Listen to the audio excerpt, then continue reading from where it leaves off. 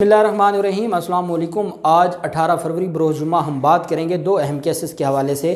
Mohsin bag की बीवी एक बड़ा वकील करके आज इस्लामाबाद हाई कोर्ट अतर मिनल्ला साहब के पास पहुंची थी कि आज ही उनको रिलीफ मिल जाएगा। और ये क्योंकि जिस शरीफ ख़ानदान से इनका ताल्लुक़ है, जिनके ये तर्जमान बने फिरते हैं, वहाँ उनको हमेशा ये होता है कि अदालतें उनको कोई की रिस्पॉन्स देंगी, उनको जो जस्टिस है वो बड़ी तेज़ी से मिलेगी, और वही उम्मीद लेकर आए थे।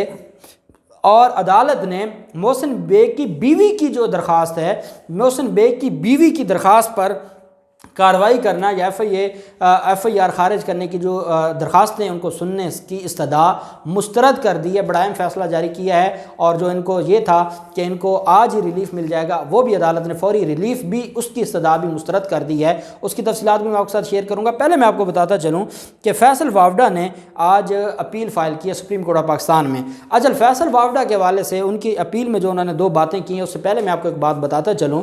फैसल वावडा का जो केस है, मैंने देखा है कि बहुत ज़्यादा कन्फ्यूजन फैलाई जा रही है। मैंने आपको कहा था कि फैसल वावडा ने गलत किया, उसने अगर झूठ बोला, वो दोहरी शरीयत थी, और उसने इलेक्शन कमीशन में उसने वो गलत बयान हल्फी जमा करवाया, तो उसको उसकी सज़ा मिलनी चाहिए। और वो सज़ा ये थी कि जब वो कागजात नामजदगी जमा करवा रहे थे जिस इलेक्शन के लिए, वो इलेक्शन उसका कलअदम हो जाना था और उसकी जो सीट थी वो ख़त्म हो जानी थी। यही सज़ा होती है। जैसे मैं आपको मिसाल देता हूँ, मुराद अली शाह के ख़िलाफ़ केस था। मुराद अली शाह MPA का इलेक्शन लड़े और वो उस वक्त अमरीकी शहरी थे।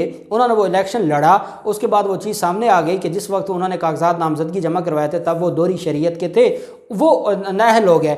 अब नाअहल होने के बाद उन्होंने दोबारा इलेक्शन लड़ा, ज़िमनी इलेक्शन। उसी इलेक्शन में पहले वो जनरल इलेक्शन लड़ा, फिर ज़िमनी इलेक्शन में वो उन्होंने इलेक्शन जीता, और फिर वो वज़ीर ख़जाना भी बन गए सिंध सरकार के। तो उस पर फिर मामला चला गया हाई कोर्ट में। सिंध हाई कोर्ट ने जो उनकी नाअहली की दरख्वास्तें थीं वो खारिज कर दी, और वो मामला चला गया सुप्रीम कोर्ट ने उनके हवाले से जो उन्होंने दोबारा इलेक्शन लड़ा था, उनको दोबारा नाअहल करने की जो अपीलें थी वो भी खारिज कर दी। अदालत ने कहा वो नाअहल नहीं हो सकते, और फिर उस पर दरख्वास्त गुजारों ने रिव्यू पिटिशंस फाइल की जो आज तक पेंडिंग हैं सुप्रीम कोर्ट में। तो उसमें हाई कोर्ट का भी और सुप्रीम कोर्ट का भी अपीलों में व्यू ये था कि उसको उन्होंने इलेक्शन कमीशन में डॉक्यूमेंट जमा करवाए, इलेक्शन कमीशन में वो डॉक्यूमेंट गलत साबित हुए, उसका वो इलेक्शन ख़त्म हो गया। वो इलेक्शन ख़त्म हुआ क्योंकि बाद में उन्होंने शहरियत छोड़ दी। शहरियत छोड़ने के बाद दोबारा इलेक्शन लड़ा, तो उसमें नाअहली नहीं हो सकती। फैसल वावडा का भी बिल्कुल ऐसा हुआ। फैसल वावडा जब केस चल रहा था, तो फैसल वावडा ने क्या किया, जिस डॉक्यूमेंट जो जमा करवाए थे कागजात नामजदगी, जिसमें वो बयान हल्फी दिया था, जिसमें जब वो दोहरी शरीयत थी, उन्होंने क्या किया, वो मेंबरशिप जो थी नेशनल असम्बली की उससे रिज़ाइन कर दिया। वो रिज़ाइन कर दिया तो उस हद तक उसका केस ख़त्म हो गया। उसने दोहरी शरीयत तब तक छोड़ चुके थे, तब तक छोड़ने के बाद उन्होंने सेनेटर का इलेक्शन लड़ा बाद में, जब वो उस वक्त दोहरी शरीयत के हामिल नहीं थे। तो इसका मतलब क्या हुआ कि ये मुराद अली शाह के केस के बिल्कुल मुताबिक ये सारा मामला हुआ है, और ये प्ली ली गई है सुप्रीम कोर्ट ऑफ पाकिस्तान में। और जो 62(1)(f है, जिसके तहत इलेक्शन कमीशन ने उसको ताहजात नाअहल किया है, 62(1)(f ये कहता है कि जब किसी के बारे में अदालतें डिक्लेयर कर दें कि वो सादिक और अमीन नहीं है, तो तब वो 62(1)(f के तहत नाअहल होगा। उसने इलेक्शन कमीशन में डॉक्यूमेंट दी है, इलेक्शन कमीशन ने उसको सज़ा दी है। ना इलेक्शन कमीशन अदालत है, ना 62(1)(f के तहत जो अदालत की डेफिनेशन उसमें इलेक्शन कमीशन आता है। इस वजह से वो ताहजात नाअहल नहीं कर सकते। ये मामला 62(1)(f में नहीं है, किसी अदालत ने नहीं डिक्लेयर किया कि वो सादिक और अमीन नहीं है, इस वजह से उसकी ताहजात नाअहली नहीं बनती। उसकी जो नाअहली है वो सिर्फ यही है कि उसको ओहदे से जो उसकी मेंबरशिप थी वो ख़त्म हो गई, और उसने नया इलेक्शन लड़ा। और वो अगर आज भी नेशनल असम्बली के मेंबर होते तो उस हद तक वो नाअहल होते, उसके अलावा वो ना होते। ये उन्होंने अपील दायर कर दी है सुप्रीम कोर्ट ऑफ पाकिस्तान में, और उन्होंने कहा है कि जो इस्लामाबाद हाई कोर्ट है, जल्दबाजी में इस्लामाबाद हाई कोर्ट ने फैसला दिया है। और दूसरा उन्होंने ये कहा है कि मेरे ख़िलाफ़ जो केस है वो गलत बनाया गया है इलेक्शन कमीशन की तरफ से, मेरे ख़िलाफ़ केस नहीं बनता था। अब ये अपील है, इसके ऊपर क्या समाअत होती है उसकी तफसीलात मैं आपके साथ शेयर करूँगा। लतीफ़ खान खोसा साहब को वकील करके मोहसिन बेग की बीवी ने अदालत में जाके रोना धोना शुरू कर दिया। चीफ जस्टिस अतर मिनल्ला साहब, आप जानते हैं कि बड़े टेक्निकल जो चीज़ों को पकड़ते हैं।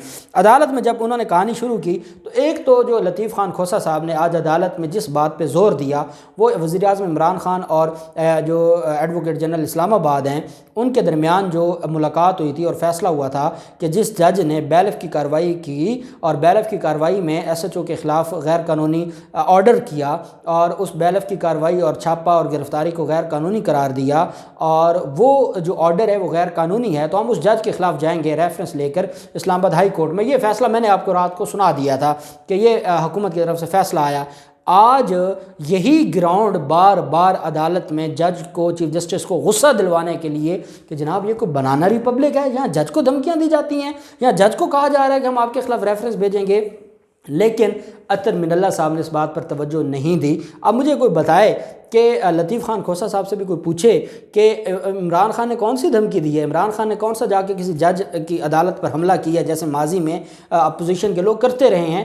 عمران خان نے صرف اتنا کہا ہے کہ ایک جج کا فیصلہ غیر قانونی ہے، لیگل فورم ہمارے پاس موجود ہے اور وہ ہے کہ ہم اس جج کے خلاف اسلام آباد ہائی کورٹ میں جا کے ریفرنس دائر کریں، وہ ہمارا حق ہے، وہ ہم کریں گے اور آگے اسلام آباد ہائی کورٹ نے فیصلہ دینا ہے۔ کوئی وزیر اعظم نے تو نہیں نا آرڈر کیا کہ اس جج کو گھر بھیج دیا جائے، پتہ نہیں یہ کیسے لوگ ہیں۔ بہرحال جب عدالت میں سماعت شروع ہوئی تو چیف جسٹس نے پہلا سوال جو ان سے کیا، جو ان کے گلے پڑ گیا کہ یہ بتائیں کہ آپ آئے ہیں کویشمنٹ کی درخواست لے کر، کویشمنٹ فائل کی جاتی ہے سیکشن 561 اے سی آر پی سی کے تحت کویشمنٹ فائل کی جاتی ہے۔ کویشمنٹ یہ ہے کہ جب آپ کو یہ لگتا ہے کہ کوئی ایف آئی آر آپ کے خلاف غلط درج ہوئی ہے تو آپ کویشمنٹ ڈائریکٹ ہائی کورٹ میں جا کے درخواست دیتے ہیں 561 اے سی آر پی سی کے تحت یا 199 کے تحت، جو آرٹیکل 199 ہے اس کے تحت، اور آپ کہتے ہیں کہ آپ کے خلاف جو کیس ہے وہ غلط ہے اور اس کیس کو خارج کیا جائے، آپ یہ درخواست عدالت میں دیتے ہیں۔ اس میں میں ایک قانون کی چیز آپ کو بتاتا چلوں کہ جب ایف آئی آر آپ نے خارج کروانی ہو ہائی کورٹ سے اور کویشمنٹ فائل کرنی ہو تو وہ آپ نے ضمانت، عبوری ضمانت لینے کے بعد یا آپ گرفتار ہیں تو آپ نے گرفتاری کے بعد کویشمنٹ فائل کرنی ہوتی ہے چالان سبمٹ ہونے سے پہلے۔ جب چالان سبمٹ ہو جائے تو اس کے بعد آپ کویشمنٹ فائل نہیں کر سکتے۔ عدالت نے کہا کہ یہ بتائیں کہ آپ نے درخواست دی ہے کہ ایف آئی آر خارج کی جائے تو یہ درخواست ملزم کی بیوی کیسے دے سکتی ہے؟ یہ کون سا قانون ہے؟ جس کی ایف آئی آر ہے وہ درخواست دے گا یا ملزم کی بیوی دے گی؟ یہ بات تھی جو لطیف کھوسہ صاحب کا جو بلنڈر تھا جس کو اطہر من اللہ صاحب نے پکڑ لیا۔ عدالت نے کہا کہ کیا ملزم کے علاوہ بھی کوئی مقدمہ خارج کرنے کی درخواست دے سکتا ہے؟ عدالت نے کہا کہ جو یہ معاملہ ہے کہ کسی تیسرے شخص کی درخواست پر کیسے ہم کہہ دیں کہ مقدمہ خارج نہیں جو کیا جا سکتا ہے؟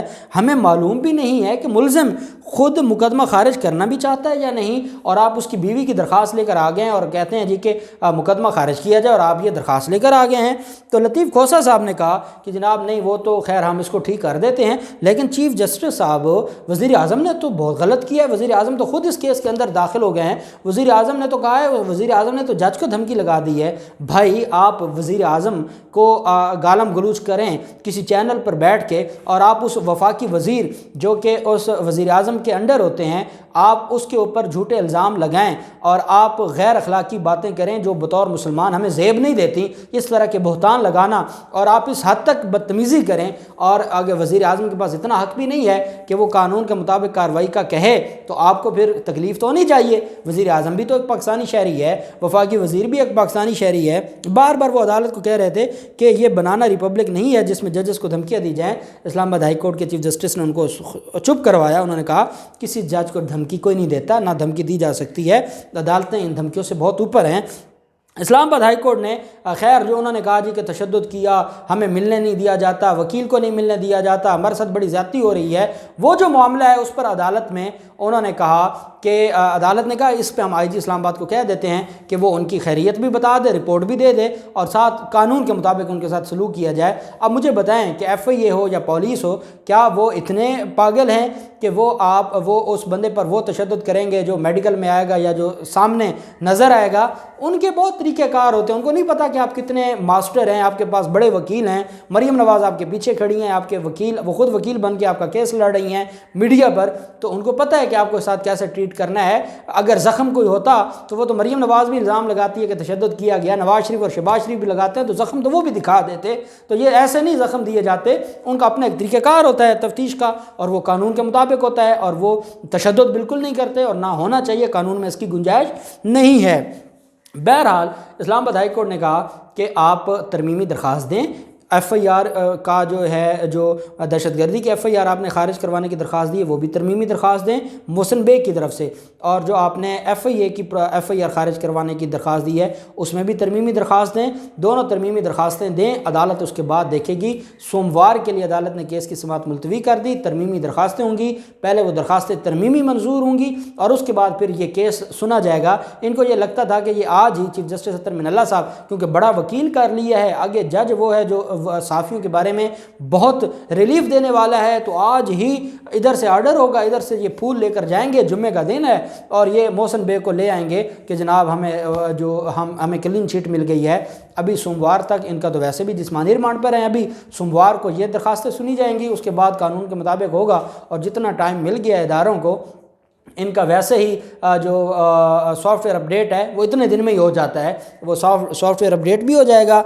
और दूसरी बात ये है कि इनको ये लगता है कि ये हाई कोर्ट से FIR खारिज करवा देंगे, तो ये ऐसा कोई तमाशा नहीं है और ना ये कानून बनते होते हैं। और क्वैशमेंट का जितना स्कोप है, अदालत इतनी बड़ी कभी नहीं करेगी कि क्वैशमेंट में इतना बड़ा रिलीफ दे, क्योंकि हर बंदा फिर आएगा और वो आके ये रिलीफ मांगना शुरू कर देगा।